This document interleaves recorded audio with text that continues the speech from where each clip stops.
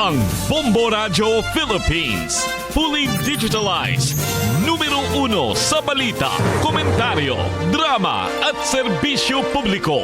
Bombo Radio Philippines. Bombo Radio Philippines. Ang inyong #1 at most trusted radio network in the country. Basta Radio Bombo! Oras sa Bombo Radio, alas 6 punto ng takna sa buntag. Aniyan ang pagkatud sa mga nagunang tudlis to mga balita karong mga oras sa itong top story. Donald Trump, formal na nga nanumpa isip ika-47 nga Pangulo sa US.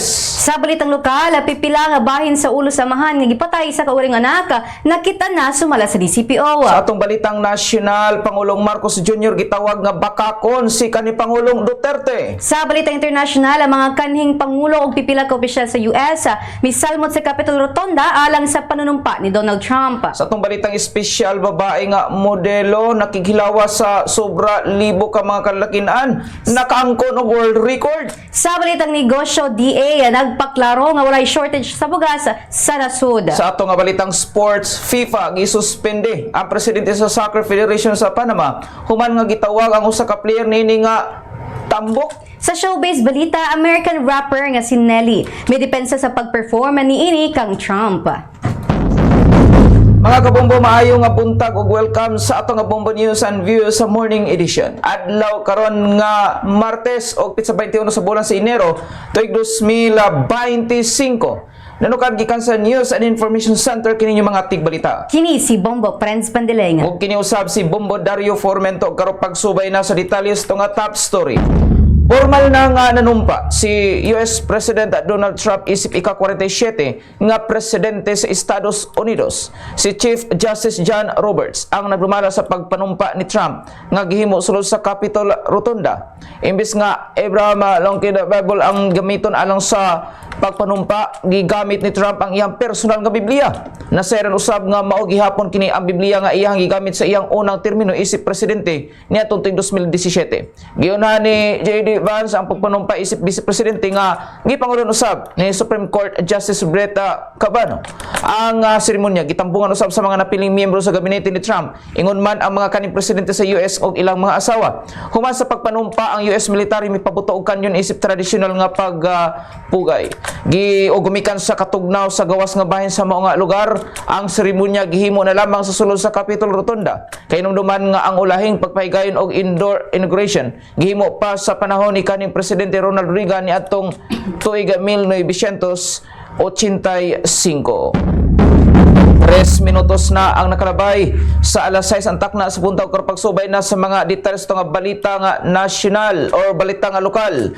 Gibutyag sa PRO11 nga nakita na ang pipila ka bahin sa ulo sa amahan nga gipatay sa kagulingon nining anak sa Purok 1A Gapas Barangay Madaom Dakbayan sa Tagum adlong Domingo sa alas 6 sa buntag. Sumala pa ni Police Major Catherine De La Rey ang tigpamaba sa PRO11 nga nakita na ang utok ilungon ingon man dugang usab sa mga biktima apan nagaparehan paghihapon pagpangita sa mismong o mga bahin usab sa ulo nini o gailabi pa ang kining mga parte usab sa iyang lawas dugang pa sa opisyal nga lakip sa ilang imbestigahan kung nagagamit mong illegal nga droga ang suspitsado apan sumala pa sa mga paryente nini adunay matud pay diferensya sa panghuna-una ang suspect. Ngayon hinahanap pa natin ang ulo ng team.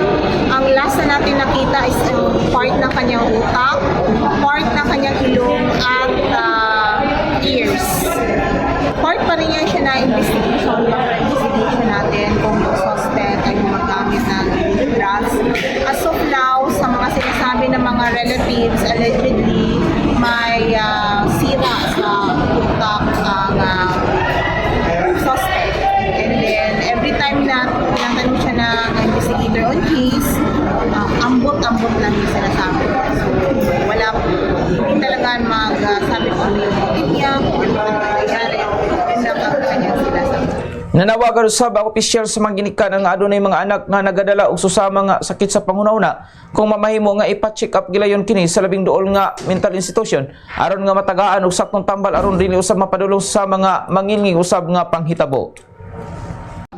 Sa mga family, kung meron kayo miyembro ng family na sa tingin ninyo ay may diferensya po sa pag-iisip, pwede naman po kayo bumulong sa any mental institution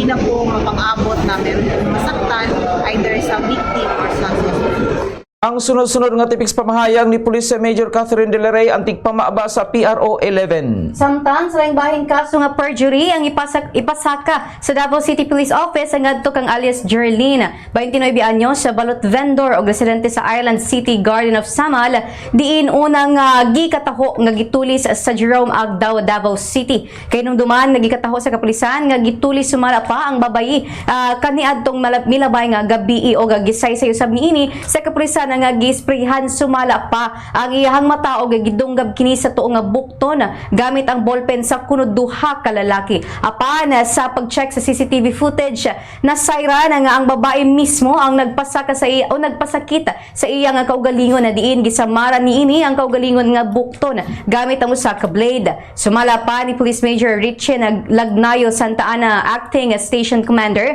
nga nakita pa sa maong CCTV ang ulahing customer nga nipalit ka kaniya di nasukwahi sa gisaysay sa maong vendor nga gitulis kini. In fact, nakita pa namo dito ang last nga customer nagpalit og possibly balot dito na kung nawala ka ba sa laing gitinda dito basta na ay last customer dito babae. And then after that, paghawa sa babae kini palit dito sa Rose Bake Shop, ninglingkod po siya dito sa kilid, and dito sa medyo madilim nga area makita dito sa CCTV nga siya ra usa. Ang tipik sa pamahayag ni Police Major Richie Lagnayo, acting station commander. Sumala pa sa vendor nga nahimo niini ang panghitabo gumikan maora kini ang iya nga nahuna-hunaan nga rason sa iyang amo gumikan na kuha nga sumala pa ang halina sa maong balot o nagsakit matud pa ang iya nga ginikanan. Apan bisan pa man hugtanon kini nga gikondina sa DCPO gumikan ang pag-file og sayop o tumo nga report ang makahatag og kahadlok o makaalarma sa publiko. 8 minutos na nakalabay sa alas 6 ang taknas buntag dogang sa nga balita nga lokal. Gibutyag ni Atty. Gay Innumerables nga Assistant Regional Election Director Commission sa Comelec 11 nga adunay 4,189 ka mga automated counting machine kung na ACM ang paggamito sa maabot usab nga midterm elections. Ang mga makina o ginapaabot usab sa gisutang ahensya o dili usab kini kalakip sa maong ihap ang mga gitawag nga contingency machines nga paggamito usab sa eleksyon. Samtang niabot na usab ang pipila sa mga supplies o paraphernalia alang usab sa umaabot usab nga piniliay. Sa nga bahin aron usab nga masiguro ang kahapsay sa piniliay, ilabi na kung adunay mga matigayon nga o mahitagayon usab nga power interruption, di baterya usab ang maong mga makina isip backup sa maong higayon. Sumala usab ni Innumerables nga matud pa mukabat sa tulo ka adlaw ang mga moabot usab sa tulo ka adlaw ang mga baterya sa mga ACMs kon fully charged kini nga siguron usab sa ahensya ay i-distribute ngadto na sa mga voting centers.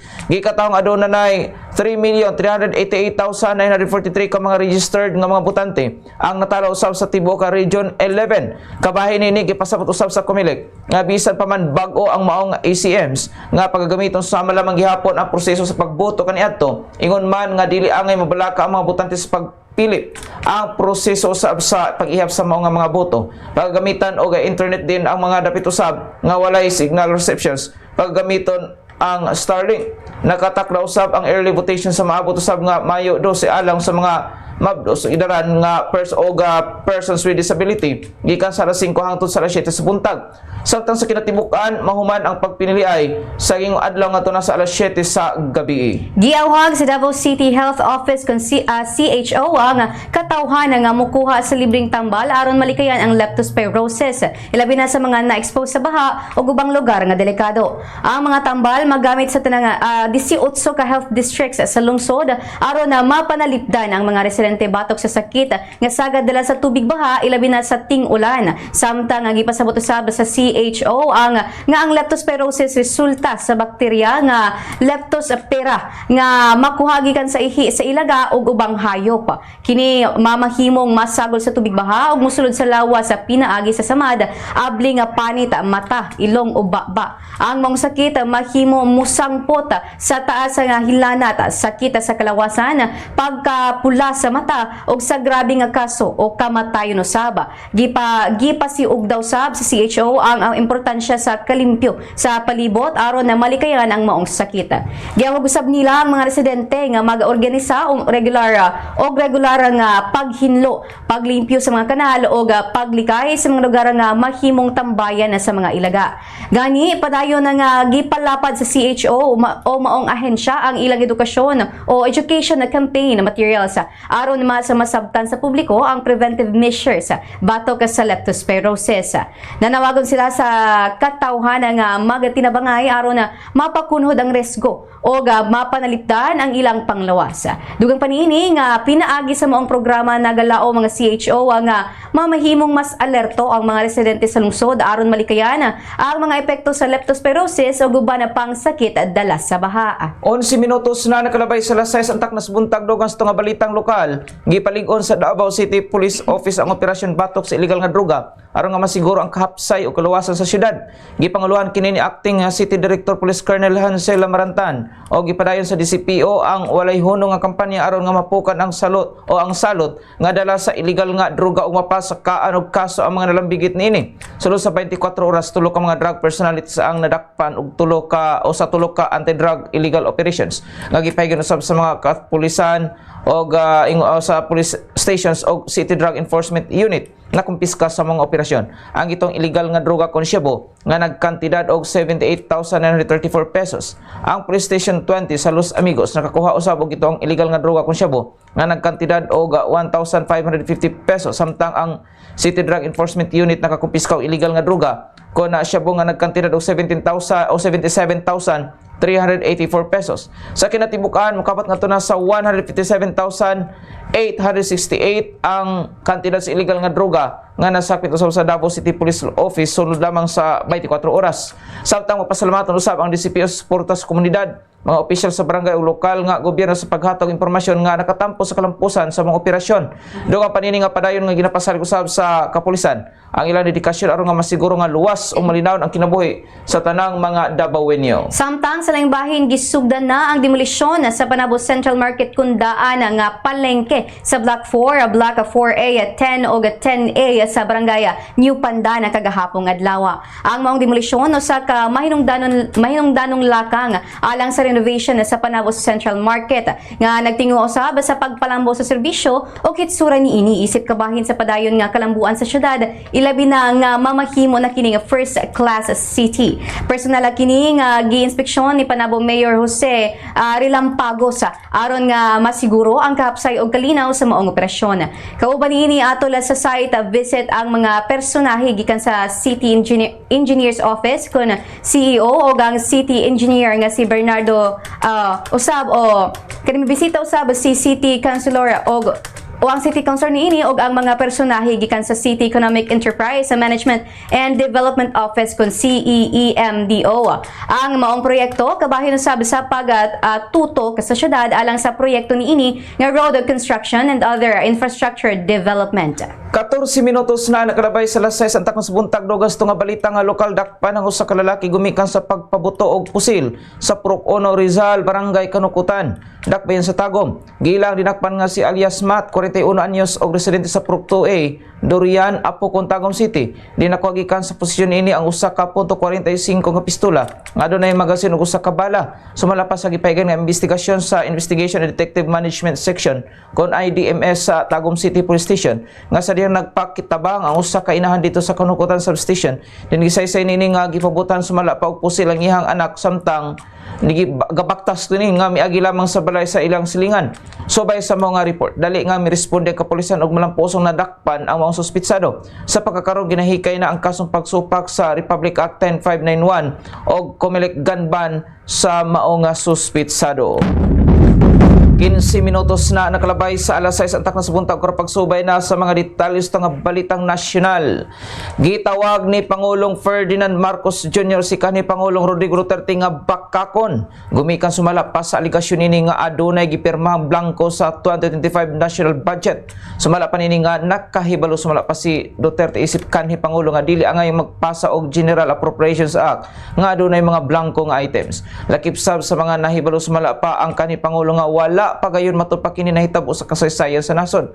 Gipaklaro ni PBBM nga tataw sumala pa nga nakalatid sa ang matag programa o proyekto og kung pila sab ang alokasyon ini. Kay numan nga gibulgar ni kanhi Pangulong Rodrigo Duterte ang sumala pausa ka anomalya sa pagpirma sa pipila ka mga opisyal sa gobyerno ngadto sa mga blanko nga dokumento. He's lying. He's a president. He knows that you cannot pass a GAA without with a blank. He's lying. He's lying because he knows perfectly well that that doesn't ever happen. Sa kasaysayan ng buong Pilipinas, hindi pinapayagan na magkaroon ng item ang GAA nang hindi nakalagay kung ano yung project at saka ano yung gastos, ano yung pondo. So, it's a lie. I was watching the news earlier today and people were saying it's 4,000 pages. Paano namin ibubusisiin yan? Ang gaganto, para titignan namin isa-isa. Hindi na lang. Meron namang kopya that's available on the website of DBM. Tignan ninyo, huwag na ninyong busisiin isa-isa. Hanapin nyo yung sinasabi nila na blank check. Tignan ninyo kung meron kahit isa para mapatunayan na tama ang sinasabi ko kasi nungalingan yan. Tipiks pamahayag ni Pangulong Ferdinand Marcos Jr. Dugang sa mga balitang nasyonal, nagpahigayon nagtuday ang Maritime Cooperative Activity and Armed of the Philippines, ang Armed of the Philippines kung AFP uban sa United States Navy isip kabahin sa ilang bilateral activities sa West Philippine Sea ni adto nga Enero 17 hangtod 18 aron dipakita ang ilang lig-on nga relasyon. Matod pa ni AFP Chief of Staff General Romeo Browner Jr. nga ang aktibidad kay nahimong crucial element ilabi na sa kooperasyon sa depensa sa nasod sa US. Dugang niini nga pinaagi sa MCA ang mas maandam ng mga tropa sa militar sa nasud sa mga problema nga ilang matubang ilabi na sa mga isyu sa WPS. Mausab ang resulta sa ilang pagkinabangay o pasalig sa dugang pagpaligon sa pagbanalipod sa nasudno nga interes sa duha ka nasud. Sa buwag nga pahayag ni si Carrier Strike Group 1 Commander Rear Admiral Michael Wasche miingon nga ang ilang suporta alang sa usa ka mas independente nga Indo-Pacific usa ka collective commitment sa pagpaligon sa ilang regional o international cooperation. Matudusab niya nga pinaagi niini ang Pilipinas ug US makatukod og mas lig-on nga pundasyon og relasyon og padayon nga magkat-on gikan sa usag-usa. Samtang ang bilateral nga aktibidad nga usa-usab kadako nga dungog alang sa US Navy, usa-usab ka pagpangandam alang sa padayong paglihok sa monster ship sa Chinese Coast Guard kung CCG vessels sa Exclusive Economic Zone sa nasud. 19 minutos na nakarabay sa alas 6 antak na sa buntag do gusto nga balitang balitang nasyonal. Gipasidaan ni kanhi o nagpasidaan usab si kanhi Presidente Rodrigo Duterte nga kon dili maklaro sa administrasyon ang mga deliberasyon sa proposed budget alang karong tuiga. Hinungdan nga nagipay mangnuan ini ang katawan nga dili mobayad og buhis. Sumala pa sa kanhing pangulo nga kung dili makahataw og katin-awan mausik ang kwartas publiko ilabi na kun wala sila masayod. Kung asa paingon ay ilahang salapi. Dugang panini nga dili usab gusto nga biyaan nga blanko ang pipila ka bahin sa proposed budget tungod daw wala kini nasubay usab sa balaod ilabi na kun na budget kini nga giaprobahan sa labing taas nga opisyal sa nasod. Mahimo usab nga musangpot kini sa mga irregularidad ilabi na kung ang mga anaa sa katungdanan makapili sa kantidad nga gusto nilang idugang isip reserba. Una nini kinsa man ang nagpaluyo nga mga anumalang posible nga magatubang og daghan ng legal nga sangputanan lakip na ang pagkabilanggo. Dili usab makalingkawas ang mga individual sa legal nga proseso o jurisdiction sa korte. Gumikan kay komplikado ang mga papeles sa nasod. Ingon mga dili kini angay nga buhaton sa mga opisyal labi na kadto nagplano nga mugahir og reserba alang sa gisugyot nga pundo. Ilusad sa Department of Health kung DOH ang libreng bakuna sa mga batang babae o nga nagapangidaron usab og 5 ka tuig hangtod 9 ka tuig batok sa cervical cancer. Matod ba ni Health Secretary Ted Herbosa nga nasangpit sa pondo ang iyang gihangyo sa pangulo o gihatagan usab kini ni Pangulong Ferdinand Marcos Jr.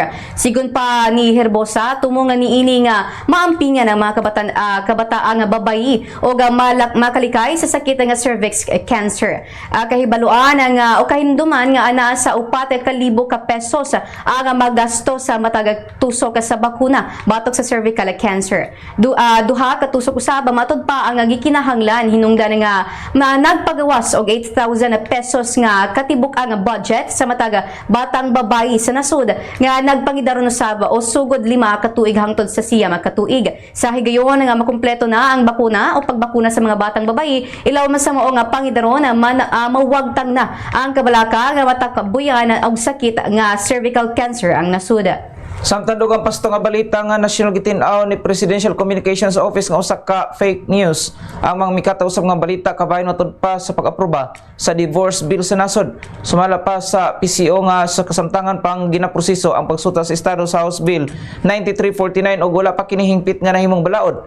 Kay bulan nga giaprobahan sa House of Representatives ang sugyot sa ikatulo ug walay pagbasa ang House Bill 9349 niadtong Mayo sa nakalabay nga tuig sa kasamtangan ana sa Senado ang dugang deliberasyon o pag-aproban ini. Panawagan usab sa PCO nga sa publiko nga sayron ang mga impormasyon nga mabasa sa social media ug mutabang sa pagpugong sa sayop nga mga impormasyon kon fake news.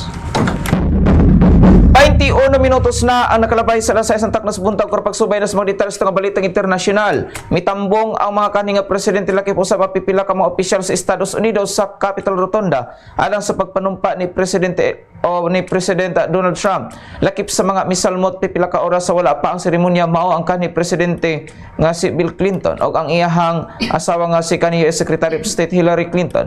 Ingon man si kanhi pangulo nga George W. Bush o Laura Bush nga iyang asawa. Samtang nitambong usab si kanhi Presidente Barack Obama o miabot usab nga nag-inusara. Human nga makumpirma nga ang iyang asawa nga si Michelle dili makatambong. Samtang si Mike Pence nga nagsilbing Vice Presidente ni Trump sa unang termino nakadawat usab og standing ovation sa pag-abot niini. Nag-una usab og pag-abot sa Capitol Rotunda ang mga anak ni Trump nga si Ivanka, Donald Trump Jr., Tiffany Trump, Eric o Baron Trump. Ana usab sa mga lugar ang siyam ka Supreme Court Justices nga gipanguluhan usab ni Chief Justice John Roberts. Si Roberts ang nagdumala sa pagsumpa o pagpanumpa ni Trump samtang si Brett Kavanaugh ang nagdumala sa pagpanumpa ni J.D. Vance isip Vice Presidente. Ang tanang napiling mga miyembro sa gabinete ni Trump miabot usab sa maong lugar. Samtang sa laing bahin nagplano sa umaabot ang administrasyon ni US President-elect Donald Trump nga maglusad og halapad ang immigration raid sa Chicago sa adlaw human siya mulingkod sa katungdanan. Sumala pa sa upat ka mga opisyal nga pamilyar usab sa plano. Ang raid gilauman nga magsugod sa Martes sa Enero 21 sa kasamtangang tuig og mulungtad sa tibuok semana. Sumala sa taho ang US Immigration and Customs Enforcement kun ICE magpadala og 100 og 200 ka mga opisyal aron ipahigayon ang nasangpit nga operasyon. Wala pa mo komento ang transition team ni Trump sa maong butang. Apan base sa tinubdan nga pamilya sa plano sa umaabot ang administrasyon hugtan ang pagpatuman sa tibok Amerika. Apan dili kini punting sa Chicago o ipadala ngadto sa ubang mga estado sa daghang mga personahe sa maong syudad sa Illinois. Giingon nga ang operasyon himuon sa tibok nasud nga adunay mga pag-aresto nga pagalaum o gilauman sa ubang mga lungsod sama sa New York ug Miami.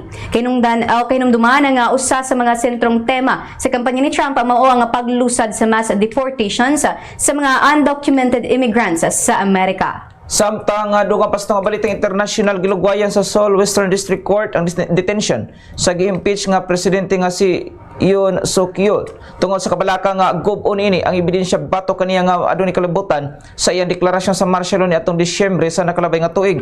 Di nakapasuko kini sa katusan ka mga supporters sa kanhi presidente ug nagbilin sa mga guba nga mga bintana ug putahan sa bilin sa korte nga nagpaalerto sa mga otoridad.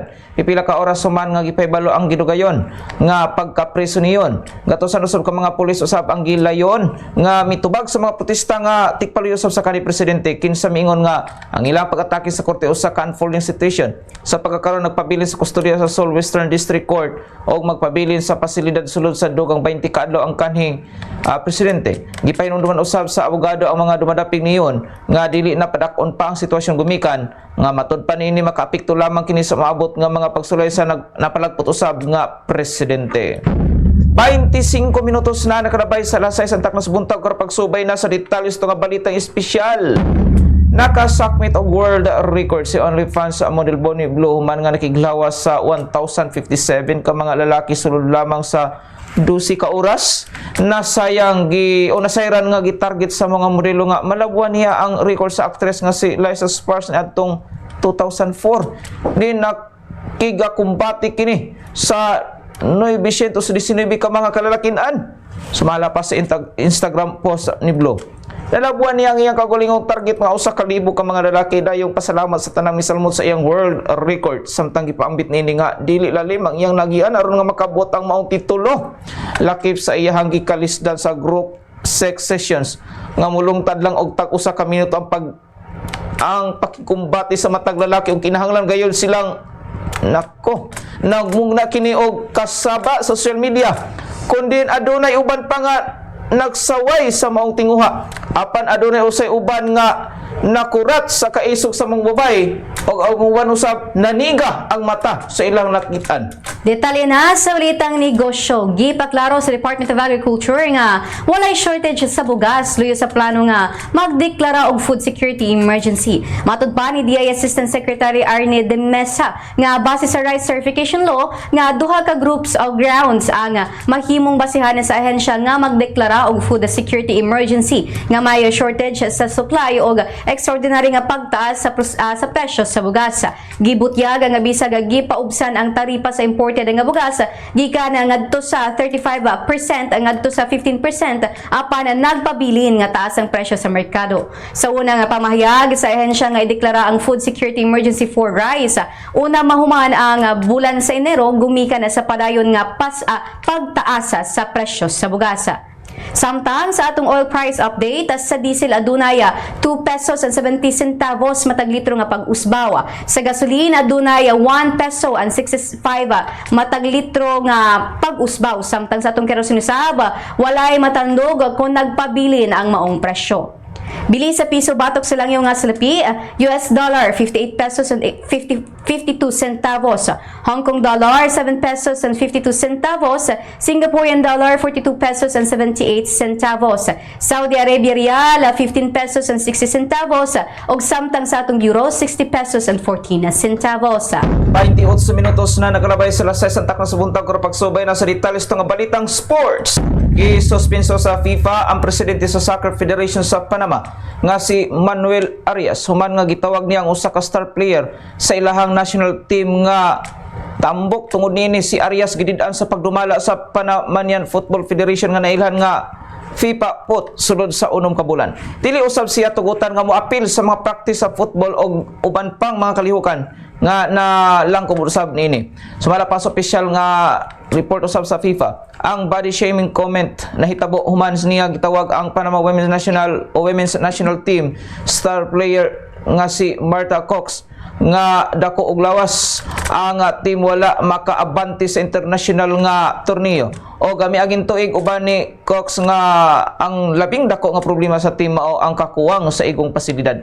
Gisaway dayon siya ni Arias og gitawag ang star player nga kini usa lagi ka dako nga babaya o dili kayo makaliog sa field. Dahimo si Cox sa kasaysayan sa Panama ni atong tuig 2023 og pagkahuman naka-score sa labing una og katiyon sa Panama sa Women's World Cup. Apan sumala ni Arias nga si Cox walay hibalan bahin sa programa sa football sa Panama sulod sa daghang mga katuigan. Sa showbiz balita, midepensa ang American rapper nga si Nelly. Humana nga kini gisaway tungod sa pag-perform niya sa usa sa mga inaugural balls ni President-elect Donald Trump. Sumala kaniya nga ang iya nga pag-perform dili para sa pagpamulitika, inay isip pagrespeto sa opisina sa presidente. Wala siya nasayod nga kinahanglan pa ba nga muuyo na sa mga politikal nga panglantaw ni Trump una ang iya nga pag-perform. Gisgutan o gisgutan ni ini nga o gihingusgana ni ini nga midaog na si Trump og siya na ang presidente sa US. Hinungdan nga ang lamang respetuhon na lamang ang posisyon ni ini. Ipaklaro niya nga wala niya kini gihimo para lamang sa kwarta, inay isip usa ka kadungganan na. 30 minutos na nakalabay sa alas 6 ang takna sa buntag atong nga balikan ang mga nagunang tulis itong mga balita karong mga orasa sa itong nga top story. Donald Trump formal na nga nanumpa isip ika-47 nga pangulo sa US. Sa balitang lokal, pipila nga bahin sa ulo sa mahan nga gipatay sa kugalingon haka nakita na sumala sa DCPO. Sa balitang national, PBBM gitawag nga bakakon sumala pa si kanhi Pangulong Duterte. Sa balitang international, ang mga kanhing pangulo o pipila ka opisyal sa US misalmot sa Capitola Rotonda alang sa panunumpa ni Donald Trump. Sa atong balitang espesyal, babaeng modelo nakikhilawas sa sobra libo ka mga lalaki nakaangkon og world record. Sa balitang negosyo, DA nagpaklaro nga walay shortage sa bugas sa nasud. Sa atong balitang sports, FIFA gisuspende ang presidente sa Soccer Federation sa Panama human nga gitawag ang usa ka player nini nga taba. Sa showbiz balita, American rapper nga si Nelly may depensa sa pag-perform niini kang Trump. Mga kabombo mato naglangkob sa atong nga Bombo News and Views sa morning edition. Adlaw karon nga Martes pitsa 21 sa bulan sa Enero tuig 2025. Nanukad gikan sa News and Information Center kini yung mga tigbalita. Kini si Bombo Friends O Pandilenga. kiniusap si Bombo Dario Formento para sa number 1 and most trusted radio network in the country, Bombo Radio Philippines. Basta Radio, Bombo!